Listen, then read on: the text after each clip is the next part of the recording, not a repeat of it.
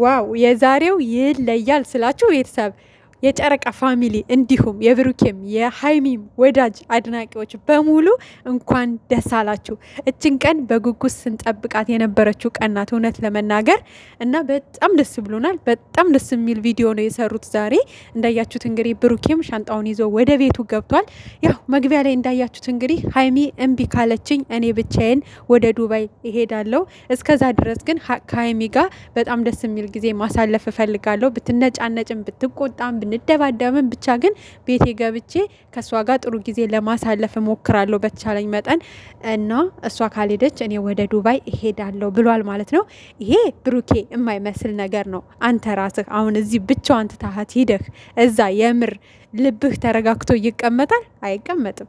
ስለዚህ በቃ ሰላም ፈጥራችኋል፣ እግዚአብሔር ይመስገን። እንደምንም ብለህ ደግሞ የምትሄድበትን ነገር ማሳመን መቻል አለብህ እንጂ የማይመስል ነገር ነው። አንተም ብቻህን አትሄድም። በእርግጠኝነት እሷም ደስተኛ አትሆንም ጥላሃት ብትሄድ እዚህ። አንደኛ ያው ብትወጣም ብትገባም ብታድርም ባታድርም ብቻ መኖርህ ለእሷ በቂዋ ነው። ገብቷል? የሆነ አካባቢዋ ላይ አንተ ስትኖር ብትጣሉም እንኳን ሰላም ይሰማታል። ገብቷል?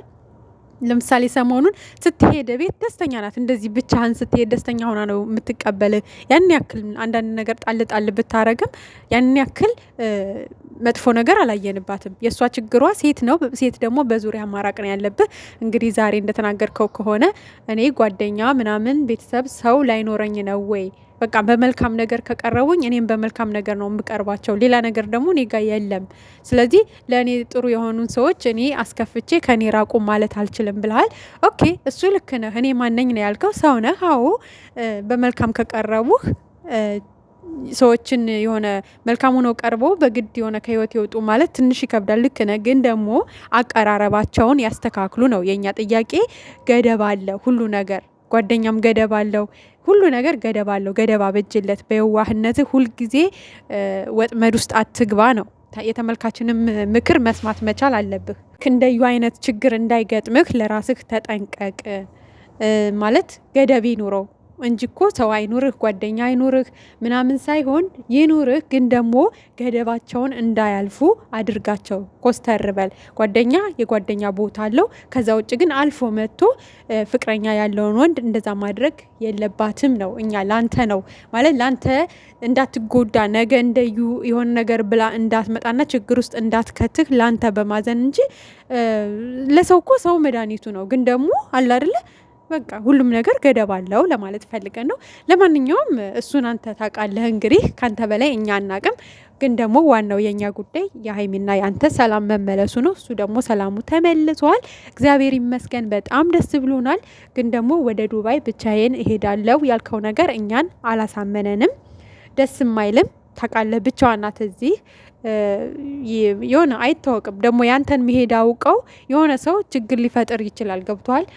ሲጀመርም መሄድም ካለብህ የግድ ደግሞ ወይ የምትሄድበት ነገር ካለ ማለት ለስራ ምናምን ከዚህ በፊትም የጀመርከው ምናምን ነገር ነበር እና ለዛ ጉዳይ ከሆነ የምትሄደው ድምጽህን አጥፍተህ ሹልክ ብለህ ሄደህ ስራን ሰርተህ ጨርሰና እንደሌለህ አካባቢው እንደሌለህ ቤት እንደሌለህ ለሰው አታሳወቅ። ምክንያቱም የእናንተ ጠላቶች አሁንም በዙሪያችሁ አሰፍስፈው ነው ያሉት። ስለዚህ ለጠላት የሆነ ሚስጥር መንገር ወይ ደግሞ የለውም ብሎ መልእክት ማስተላለፍ ነው የሚሆነው። ገብቷል?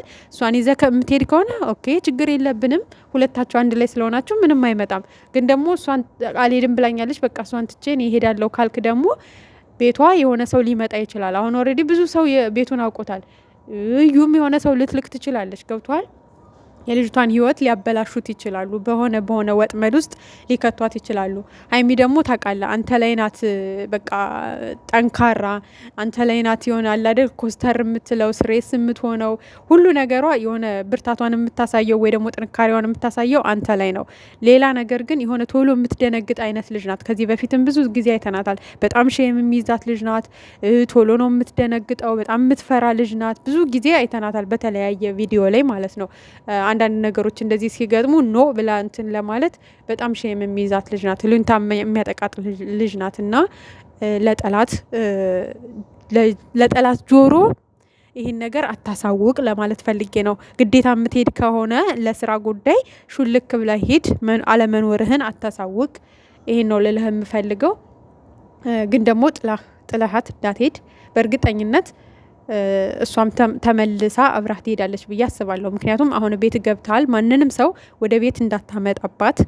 ምክንያቱም የሀይሚ ሰይጣን የሚነሳው ቤት ሴት ይዘ ስትመጣ ነው። በቃ እውነት ነው። ቤት ክብር ነው። እንግዳ ሁና ከመጣች ሶኬ እንግዳ ናት፣ ዌልካም ብላ ልታስተናግዳት ትችላለች። ምግብ ሰርታ ቡና አጠጥታ ምናምን እንደ እንግዳ ተቀብላ አስተናግዳ ልትሸኛት ትችላለች። ግን አመጣጣቸው ልክ ስለማይሆን ስላልሆነም እየተናደደችባቸው የምትሸኛቸው በትክክለኛው መንገድ ስላልመጡ ነው። ገብቷል። ስለዚህ አሁንም ቤት ገብተህ የሆነ ወይ ደውላ ቤት ልምጣ ብትልህ አብሳላት ወደ ቤት ይዛሀት እንዳትመጣ ይሄ መልእክታችን ነው። በእርግጥ በቃ ከኔ ማለት በቃ የተናገርከው አለ መግቢያ ላይ ያን ያክል መጫን አንፈልግም፣ ግን ደግሞ ለራስ ብለን ነው። ከዛ በተጨማሪ ቤተሰብ እንግዲህ ዛሬ በጣም ደስ የሚል መግባባት ላይ ናቸው ያሉት። ፍቅር አላቸው እኮ ሁሉም ግልጽ ነው። እነሱ መቼ የማይለያዩም ስንል ሁልጊዜ በምክንያት ነው። ፍቅር አላቸው፣ ግን ከባድ የሆነ እልህ መገባባት አለ አይደለ? እሱ ነው እያስቸገራቸው ያለ። እሱ ደግሞ እንግዲህ ትንሽ አደግ ሲሉ ይተዋቸዋል ብዬ አስባለሁ።